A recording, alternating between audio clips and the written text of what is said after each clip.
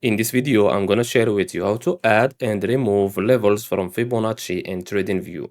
So just follow me and follow the steps. It's so easy and simple. So first of all, open TradingView and let's add Fibonacci. So for me, I will add it from here.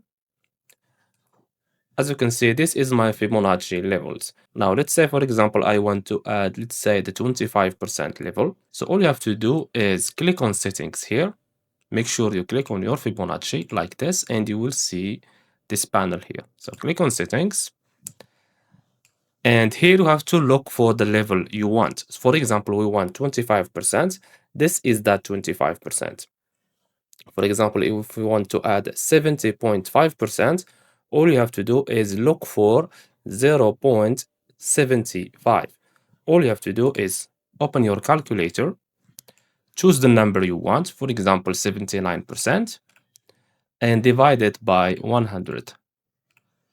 Okay, 0.75. If you look here, you will see it, as you can see. So as we said, we want 0.25 or the 25% level. Click on it like this, and as you can see, we have the 25% level. If the level you want isn't here, all you have to do is choose one of these levels here. For example, let's say this one, and you can change it by a level you want. So let's say, for example, the 30% level. All you have to do is type 0.3. As I said, divide your number by 100. Now let's change the color, for example, to red.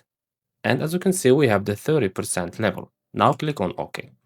Now let's say you want to remove a level.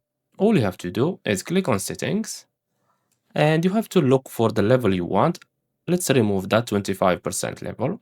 All you have to do is uncheck it like this. Let's remove the 30% level. Also, you have to uncheck it like this. Okay? After that, just click on OK. And as you can see, this is how you can remove and add levels on Fibonacci on TradingView. So I hope you found this video helpful.